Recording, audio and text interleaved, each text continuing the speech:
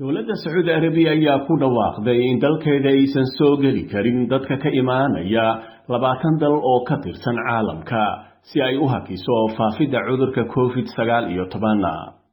wakaaladda wararka ee dalka Sacuudi Arabiya ayaa sheegtay xanibaadda la saaray dadka ka imaanaya dalalkaasi in ay tahay mid ku meel gaar ah.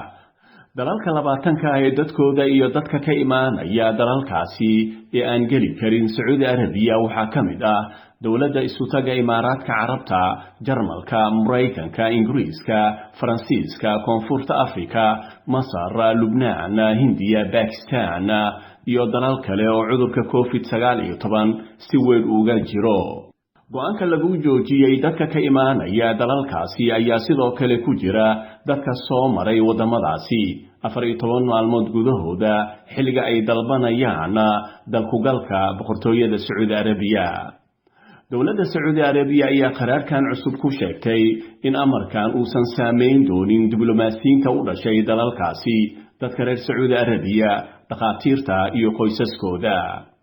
dadka uusan saameyn doonin go'aanka lagu joojiyay dadka ka imaanaya 20ka dal ee caalamka waxa ay mari doonaan tallaabooyin lagu hubinayo caafimaadkooda oo ay soo saartay wasaaradda caafimaadka ee boqortooyada Sacuudi Arabiya ayaa lagu yiri warka ka soo baxay xukuumadda Riyaadh.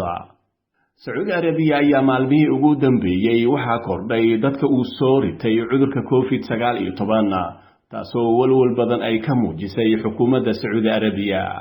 boqortooyada Sacuudiga ayaa sheegtay dadka uu ku dhacay cudurka COVID-19 ee dalkeeda in ay gaarayaan 368,000 oo qof tan iyo markii uu bilowday cudurka safmarka ahi. sidoo kale 6,400 oo qof ayaa u geeriyooday cudurka coronavirus dalka Sacuudi Arabiya, waa sida ay xaqiijisay wasaaradda caafimaadka ee dalkaasi. حسين سحنوني VOA قاهرة.